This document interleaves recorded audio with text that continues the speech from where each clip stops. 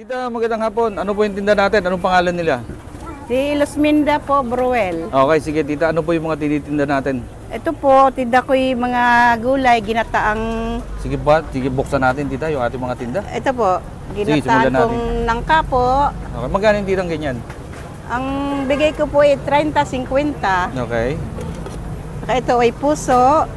Ginataang puso. Oo, ganun din po. Okay. Presyo. Ito ay labong. Ginataang labong naman po ito. Opo. Ganon din, ano? Oo, ganun din po. Ito naman ho ay sweet and sound. Tilapia ho. Wow, tilapia. Nice. Ito po ay ginataang tilapia din po. Ginataang tilapia naman. Ito po ay Pusit. ginisang pusit. Okay. Ito Maraming ay tinda si ate. binagoongang talong po. Ito, gusto ko to. Binagoongan talong. Ito ay ampalaya. Okay po. Ito po ay sinaing na tulingan. Okay. Sinaing na galunggong. Ito po ay ginataan din ito. ginataang tulingan din po. Yo, talagang masasarap ang mga Saka tinda natin. pritong Siyempre ito, pritong lagidlid. lagidlid po. Yan.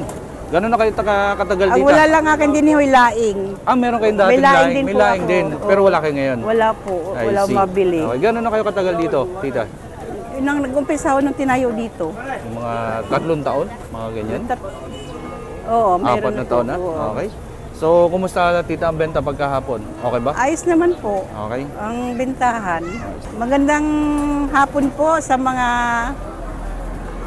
kapatid o mga kaibigan. Kung gusto nyo na hindi na kayo magluluto, pumunta na lang kayo sa akin dito sa night market, sa bayan. At mayroon pong mabibili kayo, sari-sari pong pang-ulam. May kanin din po akong tinda. Para hindi na kayo magluluto sa hapon. Di maluwan na ho ang inyong basta lang kayo kakain o tutulog. Tutulog na lang ang pag-uwi. Oo, di na kayo magluluto. Pagod na sa trabaho. Po. Okay, tita, magandang hapon po. Maraming salamat po. Marami po salamat din po.